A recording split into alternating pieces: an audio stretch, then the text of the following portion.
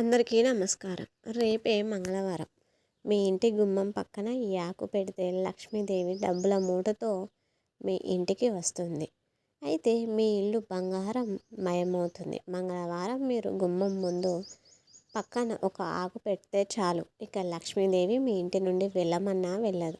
లక్ష్మీదేవిని ప్రసన్నం చేసుకోవడానికి ఈ యొక్క ఆకుని చాలు అని పండితులు చెబుతున్నారు. ఈ యొక్క ఆకును గుమ్మం పైన పెడితే మీ ఇంటికి లక్ష్మీదేవి పరుగున వస్తుంది.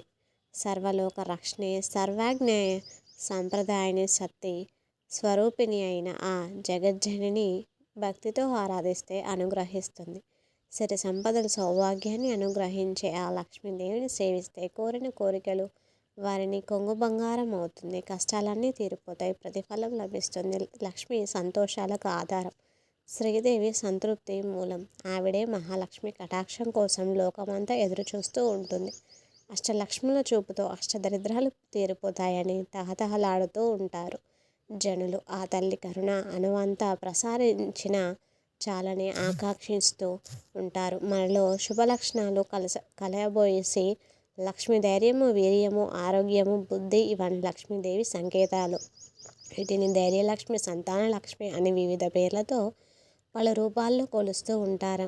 పవిత్రంగా ప్రశాంతంగా ఉండే ఇల్లుల్లో మనుషులతో తాను ఉంటానని స్వయంగానే లక్ష్మీదేవి ప్రకటించింది. ప్రతి ఒక్కరు తమ ఇంట్లో లక్ష్మీదేవిని కొలువుండాలని భావిస్తూ ఉంటారు. డబ్బుకి ఎలాంటి లోటు ఉండకుండా చూడాలని ప్రార్థిస్తూ ఉంటారు. నిరంతరం తమ ఆర్థిక ఇబ్బందులు తొలగిపోవాలని కోరుకుంటూ ఉంటారు. లక్ష్మీదేవిని ప్రసన్నం చేసుకునే ముందు నానా పాటలు పాడుతూ ఉంటారు. తమ ఇంట్లో కలలు కంటూ ఉంటారు. ఇల్లును అత్యంత పవిత్రంగా ఉంచుకోవాలని చూస్తూ ఉంటారు. ఎప్పుడూ శుభ్రంగా ఉండే ఇంట్లోనే లక్ష్మీదేవి స్థిర నివాసం ఏర్పాటు చేసుకుంటుందని విశ్వసిస్తూ ఉంటారు. ఇందులో భాగంగానే లక్ష్మీదేవి కటాక్షం కోసం అహర్నిశలు శ్రమిస్తూ ఉంటారు. లక్ష్మీదేవి అనుగ్రహం కలిగితే ఆ ఇంటిలో ఎలాంటి లోటు ఉండదు. మన చుట్టూ ఉన్న ప్రకృతి కూడా లక్ష్మీదేవి ప్రతిరూపమే. ఆ తల్లిని ప్రకృతియే నమః అని స్తుతిస్తూ ఉంటారు. పంచభౌతిక శక్తులైన భూమి, జలము, అగ్ని, వాయువు, ఆకాశాలను సమన్వయపరిచి పొడమిపై నివసించే ప్రాణులకు రక్షణ కల్పించే లక్ష్మి పంట పొలాల్లోనే కాదు, పచ్చని చెట్లోనూ ఆమె నివసిస్తూ ఉంటుంది. లక్ష్మీదేవి మన ఇంటిలో నివసించాలి అంటే ముందుగా ఆ తల్లి మన ఇంట్లోకి రావాలి. ఆ తల్లి మన ఇంటికి వదిలి వెళ్లకుండా చూసుకోవాల్సిన బాధ్యత కూడా మనపై ఉంది. అసలు లక్ష్మీదేవి మన ఇంట్లోకి ఎలా వస్తుంది? ప్రధాన గుమ్మం నుండే కదా. అలాంటి ప్రధాన గుమ్మానికి మనం ఎప్పుడు పూజించాలి? గుమ్మం సాక్షాత్తు లక్ష్మీ స్వరూపం. లక్ష్మీదేవిని మీ ఇంటిని ఆకర్షించుకోవడానికి మీరు ఈ ఆకులు లక్ష్మీదేవికి పూజిస్తే చాలు, మీ ఇంటికి ఆ తల్లి ఆకర్షితురాలు అవుతుంది. డబ్బుల మూడతో మీ ఇంట్లో అడుగు పెడుతుంది. మీరు వద్దన్నా డబ్బు వస్తుంది. మరి ఇంతకీ రేపు మంగళవారం గుమ్మం పైన ఈ యొక్క ఆకు పెట్టాలో చూడండి, ఎలా తెలుసుకుందాం. అంతకన్నా ముందు భగవంతుడిపై అతి విశ్వాసం పెట్టుకొని ఓ గొల్ల వనిత చేసిన పని గురించి తెలుసుకుందాం. కథ చాలా బాగుంటుంది. భగవంతుడిపై భక్తి ఉన్నవారు ఈ వీడియోని ఎక్కడా స్కిప్ చేయకుండా చూడండి. అలాగే మా వీడియో నచ్చితే ప్లీజ్ ఒక లైక్ చేసి షేర్ చేయండి. అలాగే మన ఛానల్ని సబ్స్క్రైబ్ చేయడం అస్సలు మర్చిపోకండి. మాకు సపోర్ట్ చేయండి. ఒక ఊరిలో భక్తురాలు అయిన ఒక గొల్ల వనిత ఉండేది. ఆమె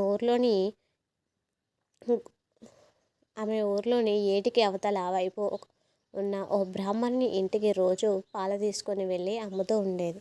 రోజు కానీ ఆలస్యంగా వస్తూ ఉండడంతో ఆ బ్రాహ్మణుడు చిరాకు పడుతూ, ఎందుకు ఇంత ఆలస్యం? దానికి ఆ గొల్లవంత, నేను ఇంటి దగ్గర నుండి తొందరగానే బయలుదేరుతున్నాను, కానీ ఏరు దాటించి తిప్పేవాడు రావడం ఆలస్యం అవుతాడు.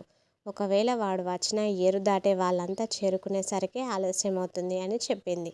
భగవాన్ నామస్మరణ చేస్తూ సంసార సాగరాన్ని ఈదవచ్చు కదా, అలాంటిది ఈ ఏటి దాటలేవా అన్నాడు బ్రాహ్మణుడు యథాలాపంగా. అలా అనగానే ఆ గొల్లవనిత ఇదేదో బాగుంది అనుకుంటూ వెళ్ళిపోయింది. మర్నాడు గొల్లవనిత ఉదయాన్నే పాలు తీసుకురావడం చూసి బ్రాహ్మణుడు ఎప్పుడూ లేనిది ఈవేళ ఎంతగా ముందుగా ఎలా వచ్చావు అని అడిగాడు. దానికి ఆ గొల్లవనిత, మీరు చెప్పినట్లుగానే నేను దేవుని పేరుతో తలుచుకుంటూ ఏరు దాటి వచ్చేశాను.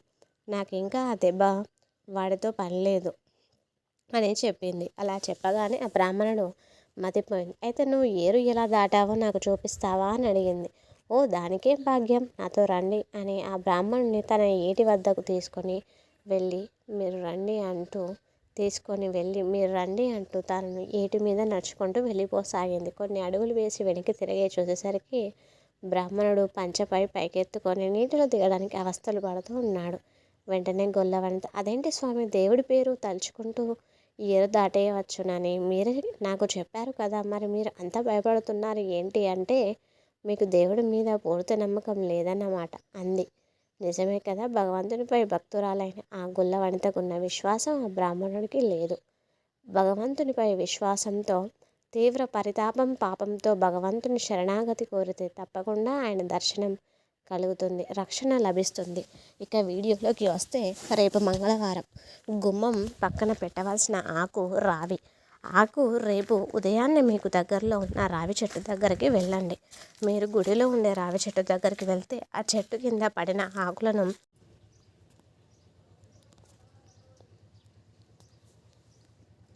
ఒకవేళ మీకు దగ్గరలో ఉన్న రావి చెట్టుకు పూజలు చేయకపోతే డైరెక్ట్గా ఆ చెట్టు నుండి మంచి ఆకులు తెచ్చుకోండి. మీరు స్నానం చేసి ఆ ఆకును తెచ్చుకోవాలి. ఆ తర్వాత ఆకులను శుభ్రంగా గంగాజలంతో కానీ మామూలు వాటర్తో కానీ శుద్ధి చేయండి. ఆకుపై గంధం కుంకుమతో బొట్లు పెట్టండి. ఇప్పుడు ఆకును మీ ఇంటి బయట గుమ్మం కుడివైపున పెట్టండి. మీరు ఇంట్లోకి వెళ్ళేటప్పుడు మీకు ఏ సైడు కుడివైపు ఉంటుందో ఆ సైడు ఆకును పెట్టాలి.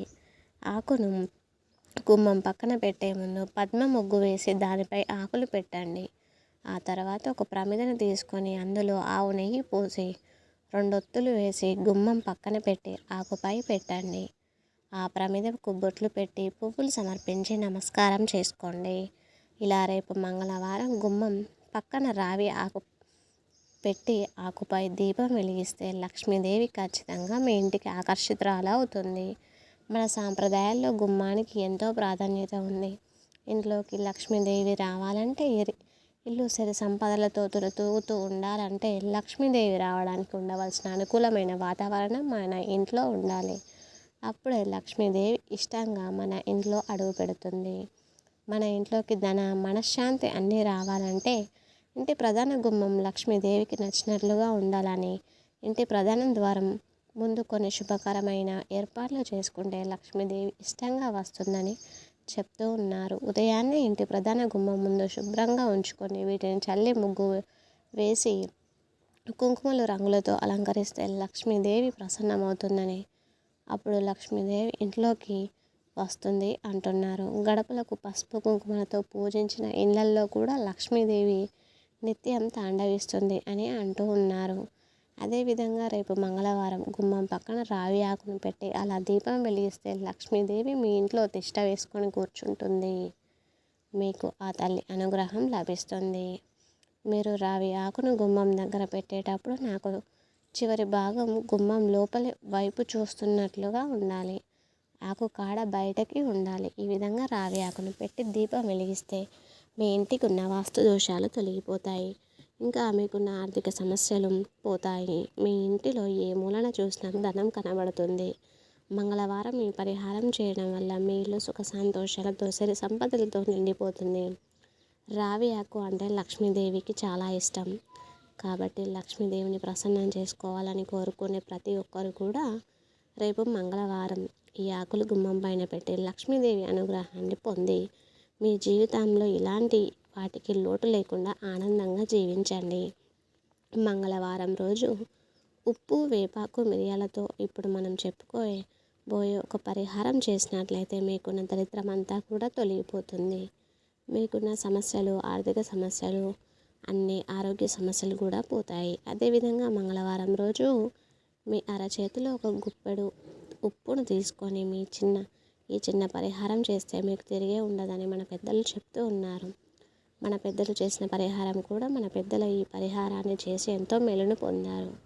మన ఇంట్లో ఉన్న పదార్థాలే అద్భుతమైన శక్తిని కలిగి ఉంటాయని మన పెద్దలు ఏనాడో చెప్పారు. కానీ ఈ విషయం చాలామందికి ఇటీవల కాలంలో తెలియడం లేదు. కొంతమంది ఎప్పుడు చూసినా కూడా ఏదో ఒక సమస్యతో బాధపడుతూ ఉంటారు.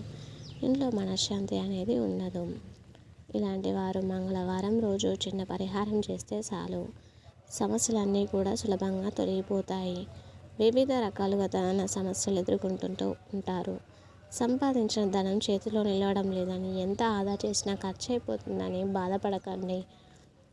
ఇలాంటి వారు మంగళవారం రోజున చక్కగా 6 గంటల నుండి మధ్యాహ్నం 12 గంటలలోపు ఈ చిన్న పరిహారాన్ని చేశారంటే మీరు చక్కటి ఫలితాన్ని చూడగలుగుతారు. ఈ పరిహారానికి ముఖ్యంగా కావాల్సింది ఉప్పు, 9 మిరియాలు మరియు 9 వేపాకులు.